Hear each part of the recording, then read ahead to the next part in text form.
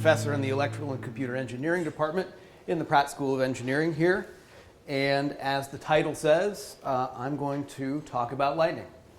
Now, my research is a little bit broader than just lightning, and if I sort of take a step back and think about what it is that I actually do, everything is really all about waves. Not necessarily waves at the ocean, but that's one aspect of it. But you know, you look around and everywhere you look, you see waves. You see waves in nature, just appearing spontaneously.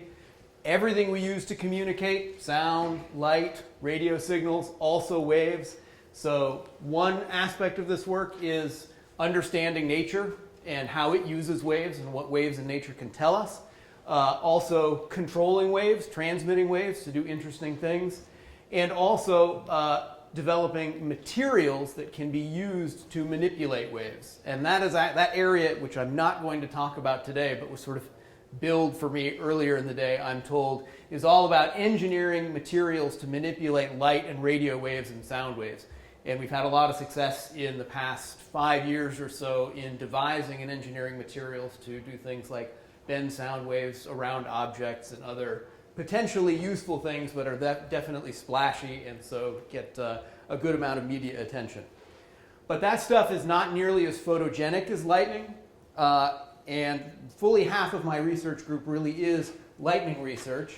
Our bread and butter in that area is actually listening to the radio waves from lightning and using that as a tool to tell us something about what lightning is doing inside a cloud or very far away from where we are, where we're not able to use better instruments that can see exactly what's going on. Just as a reference point, everybody here is familiar with lightning. It's very fast. These are not very good videos. It's just setting the stage here. These were videos that are recorded by a regular speed video camera that we have in one of our research sites that's just accumulating interesting things all the time. So that's what lightning looks like at sort of human speed, but there's much, much more to it than what you can see, both in terms of what the lightning that you see actually does, if you can slow it down, and also some of the things that you don't see or are difficult to see that lightning can also produce. So one thing we can do is use much better cameras to look at what lightning does. Modern high-speed cameras are still very expensive, but they're accessible and they're relatively easy to run, and you can slow lightning down by a factor of 1,000 or 10,000 to see what it actually does, and you can learn a great deal from that. And here's an example of total garden variety lightning. This is 90% of what you see with the naked eye, obviously slowed way down. So what you saw there is what we call a leader channel that just exits the cloud, propagates down at a fairly significant fraction of the speed of light. The whole propagation time from here down is about 4 milliseconds, or 4 1,000ths of a second, so you would never be able to see that without a camera that was designed to take tens of thousands of images per second. So that's kind of impressive, seeing all that branching. And then, of course, when it contacts the ground, that's when it makes the thunder and the very brightest light and the strongest radio emissions. But lightning does a lot more than just that. There is no end to what you can find if you just Google cool lightning images, because there are a lot of people who spend a lot of time and manage to capture some really spectacular stuff. Some of it, like this, are lightning channels that exit the cloud but never actually make it to ground. They can sort of last a long time and are pretty spectacular. Volcanic eruptions, they make lightning all the time, because what it really takes is solid material, either ice or water in clouds or volcanic dust, and you rub those things together when you have something that's generating a lot of wind, either like a thunderstorm convection, moving things upward, or in a volcanic eruption, which is obviously powered by gas emissions from under the ground, then you can really get some spectacular images. I think this one was from one of the Icelandic eruptions maybe 4 or 5 years ago. I encourage you to check out what there is, because it really is impressive. Lightning like this that exits the side of the cloud and can actually contact the ground as far away as 10 miles from where the thunderstorm is. That's the very dangerous kind, because that's the kind that hits the ground when you don't even know there is a thunderstorm around you. Called a bolt from the blue. And then I'm going to show a little bit about this, where lightning actually contacts an object, like a tall tower. I think that's Hancock in Chicago.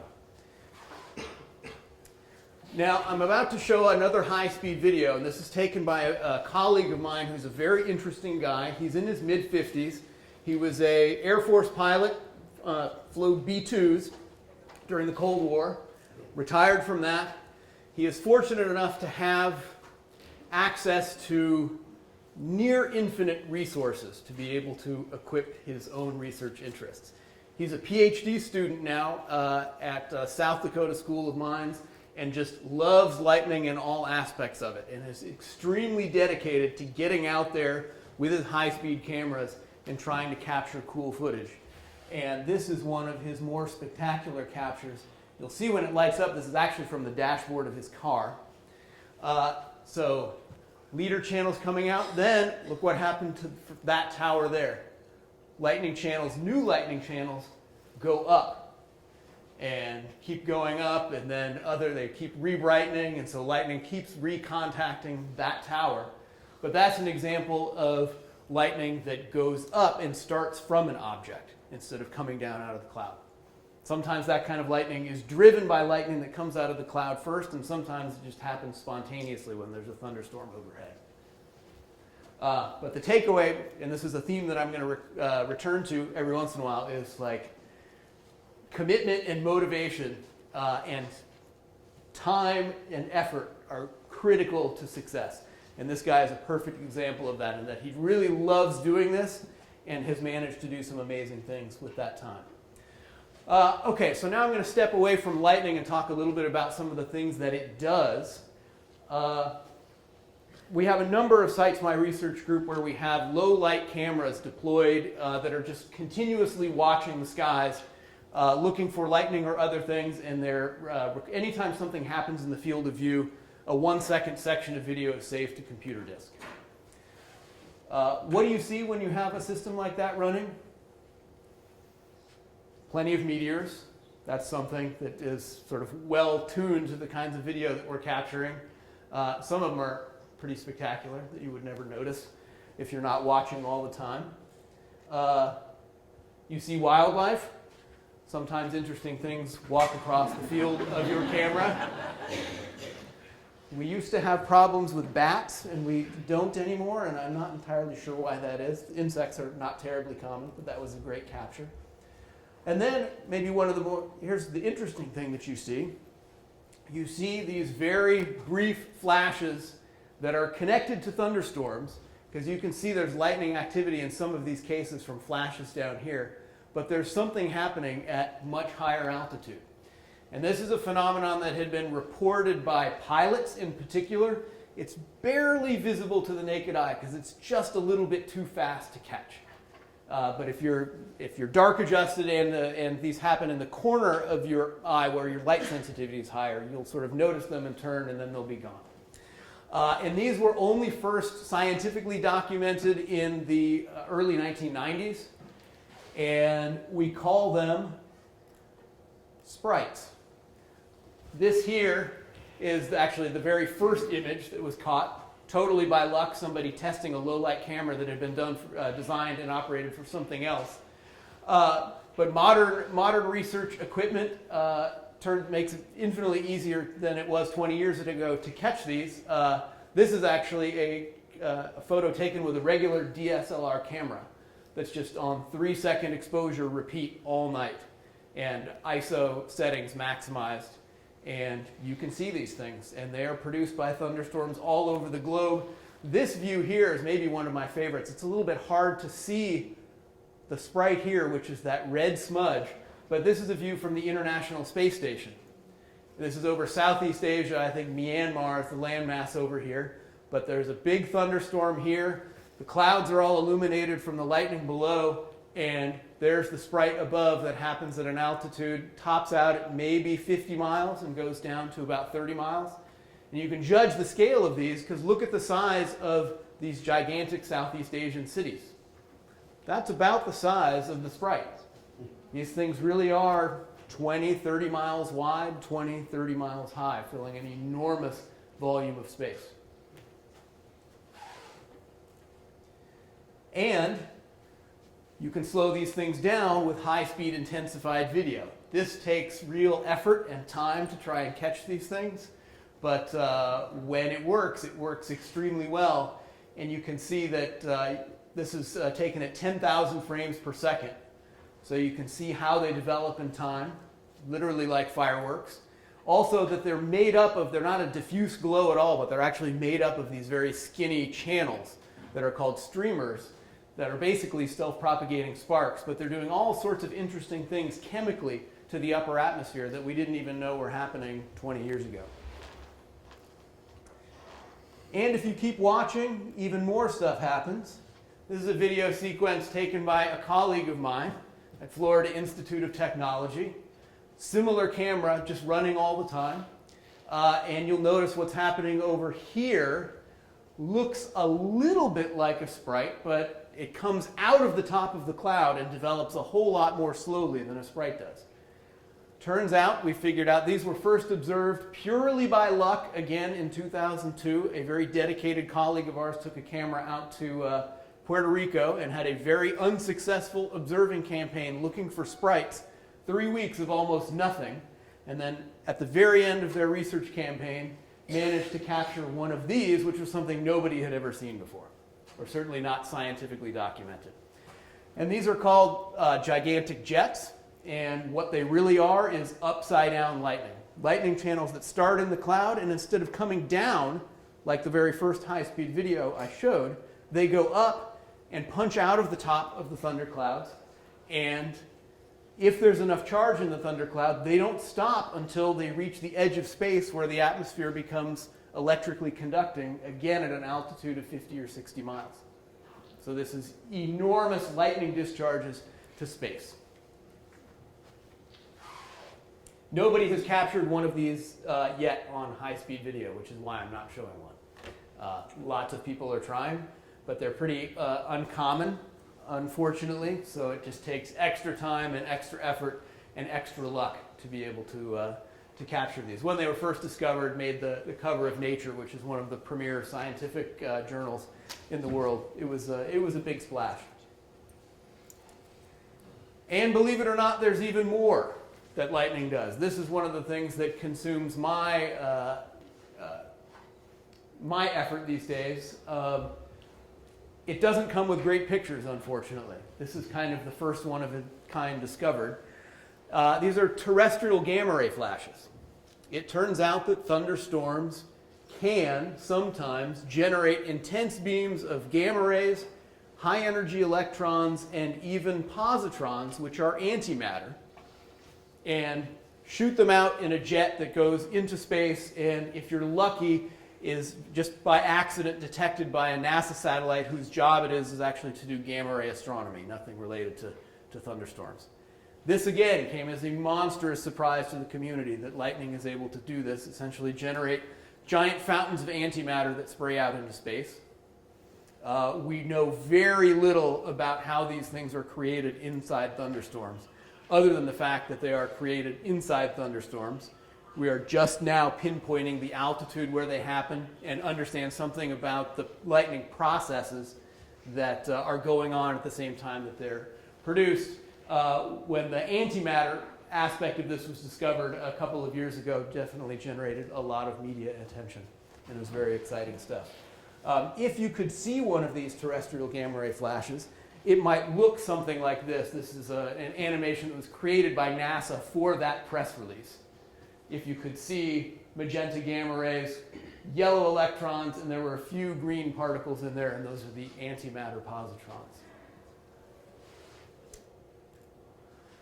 So lightning does a lot of interesting stuff, no question about that. And again, my research group, the half that we're not devoted to, half were devoted to lightning and half were devoted to materials for engineering wave propagation.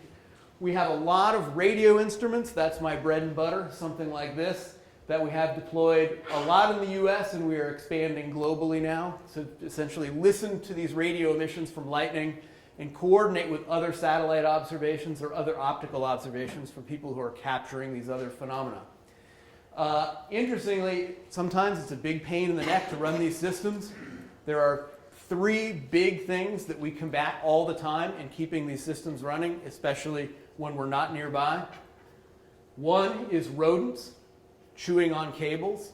They love to do that. I don't fully understand why, and we have not solved that problem of exactly what to cover the cables with to keep them from doing that. Number 2 is people. Curious people tend to pop open these waterproof boxes to see what's inside, and then they don't close them. One of these was on the roof of a building at Texas Tech University, where I have a colleague who was helping us to run this. There was some maintenance going on, and maybe 3 weeks after the maintenance was finished, our system went down. He went up and checked, and some guy had popped the lid off and not closed it, and it was completely full of water. And then number 3, maybe a little bit ironic, is lightning. Our systems get hit by lightning, and when they do, they tend to go down spectacularly.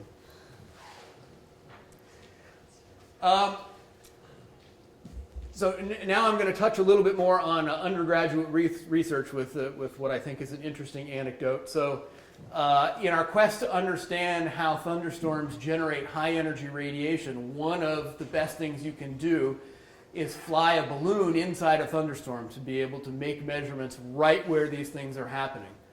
A colleague of ours at New Mexico Tech is kind of the pioneer of this, but he's not been working as hard as many people in the community think he should. So we're trying to step in and say, hey, we could do this. It's just flying balloons and putting some instruments up there. And this was a topic, a research effort totally led by an undergraduate student who I knew, who came to me and said, I want to do research in your lab. And said, okay, let's come up with a project. And we sat down together and tried to find something that meshed both his interests and motivation and mine. And that's absolutely critical.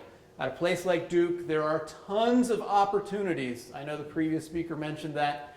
Duke has a very strong tradition of undergraduate involvement in research, but it is so critical for some of the motivation for what you're working on to come from you, the student. The projects are infinitely more successful if you as a student are committed to doing them as much as the faculty member with whom you're working.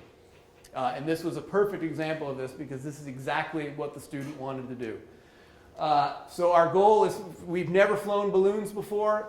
It's not that hard to do, and the FAA doesn't restrict any balloon payload as long as it's less than 6 pounds, so you can just launch these from wherever you want to go. This was our first effort, so we had a camera, a gamma ray detector, a tracker that would use ham radio to send the information back to enable us to track this thing, put it in a El Cheapo styrofoam case to save weight and control temperature, and sent it up. Our first effort did not go well because we underinflated the balloon, which meant that it ascended slowly enough that it spent a lot of time in the jet stream and traveled much farther than we intended for it to go. We have no data transmission built into this, so with the tracker is critical because getting anything back means we have to go find where it comes down. And that's where the first one came down. We watched it for hours. You know, the tools here are amazing because you just plug this into Google Maps and it's like just magically appears for you. And we spent a couple hours watching it go and go and go. And the balloon burst at about 80,000 feet, which is where we wanted it to burst. It just took like 4 hours to get to that altitude, and so it was halfway to Bermuda. So we know exactly where it came down. We just couldn't get it. Now, the second one is maybe even a more interesting story, if I can get this video to display fully. So right there, now we know what we're doing. Do not underinflate the balloon. This time we actually got a scale that we could use to measure the force that the balloon was pulling up to make sure it was enough. It takes a long time to inflate this balloon. And yes, lots of jokes about how many engineers does it take to inflate a balloon. There were a lot of people there. We probably didn't need all of those people. The undergraduate student, Matt Pleatman, right here, very motivated guy, won $50,000 in the Duke Startup Challenge, also filmed an episode of Shark Tank, very motivated guy. And he's about to let it go. You'll notice there's a parachute, so that's important. We're depending on that the balloon bursts, then the parachute brings the payload back down in a controlled descent. And good upward acceleration, so things are looking very promising. You will notice that we do have the video from the camera, so there's a good ending to this story, because that means we did find it eventually. So balloon is ascending. This is the view from that GoPro camera on the balloon. One thing we learned, we definitely should have put a tail on the payload, like a kite tail, to help stabilize it so it did not sway and spin in the wind quite so much. And that may actually have led to the failure, so that you will eventually see. So it goes up and up, kind of a nice view. And high enough up, let's see where I am, that the payload is waving all over the place, but you're definitely starting to see the blackness of space, which is very exciting. But then, I'll play it in real time. It's at 221 maybe is the mark I'm looking for. There it is. Watch in real time. Something bad just happened. And if we go frame by frame, everything's hunky-dory, but something broke.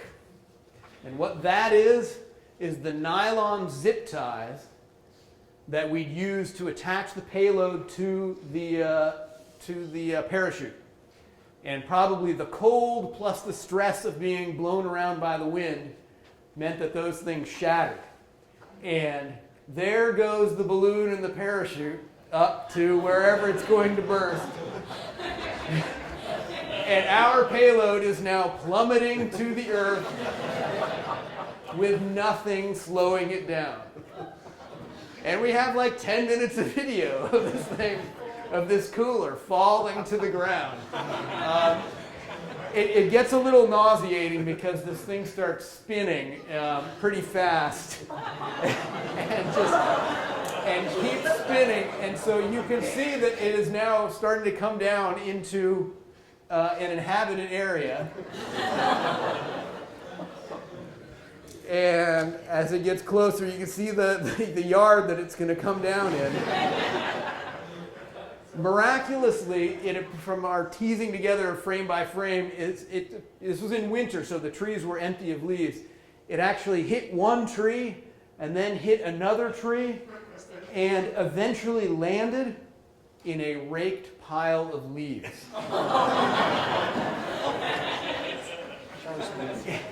And 2 days later, we sent our people out because we had the GPS, the tracker was still working, so we had the last ping of where it was before it hit the ground. Sort of canvassed the neighborhood, couldn't find it, but 2 days later, because we'd written on the side of the payload, phone number, $100 reward, please contact us. This guy found it in his leaf pile, and we got the whole thing back. So we are now tooling up for another season of balloon measurements, now knowing a lot more things than we did before. Where did it land? How far away? From here, a little bit past Wake Forest, not university, but the town of Wake. So maybe 100 miles away. Again, it's critically because we had enough lift on it that it went up and then it went down and didn't spend a lot of time drifting.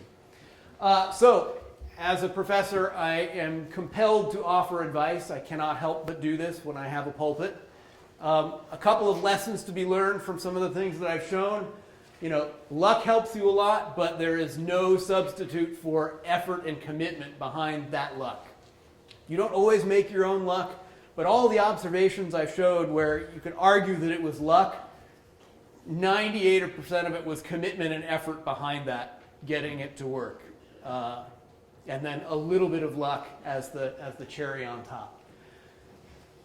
be technically fearless. The balloon stuff, we didn't know what we were doing, but we just said we could, let's put it together, launch it. It doesn't cost that much, and we'll learn infinitely more from sending it up and seeing what breaks, what works, what doesn't, than sitting around trying to test things in the lab and decide on paper what might work, what not. And Duke definitely offers some fantastic opportunities for outside the classroom research experiences. These are very common and not very hard to seek out, but make sure it's a project that you as the student are really motivated and committed to, because that is an essential ingredient to making it successful in the long run. And final words, there's lots of stuff in this world still left to discover. Just look at all that lightning-related stuff that we did not know anything about in the last 10 years, and it's just waiting there to be observed. So keep your eyes open. Thanks for your time. Happy to answer any questions. I know I haven't left much for it. Thank you.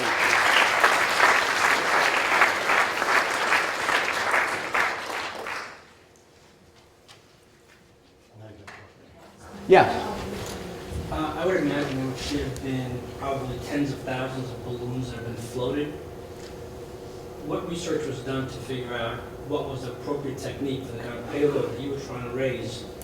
And how do you share what you learned so that others that are trying to do this after you don't make the same mistakes, so that they can rely more on luck? Yeah, right. Obviously, at least in the scientific community, it's the publications of research papers and dissemination of that. Now there's so many ways to spread that information. We obviously built a lot on people who'd come before, but it's interesting. A lot of scientific ballooning historically has had very big instruments and very complicated logistics. And where you can launch these, you need FAA clearance, and it's an enormous effort. And only really in the last 5 years have these small balloons really become feasible because of the technology that is now available off the shelf with really small and light things that you can pack into a cooler that are actually quite capable scientifically.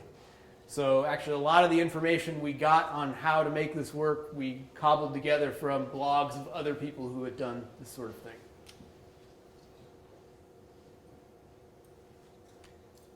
Any other questions?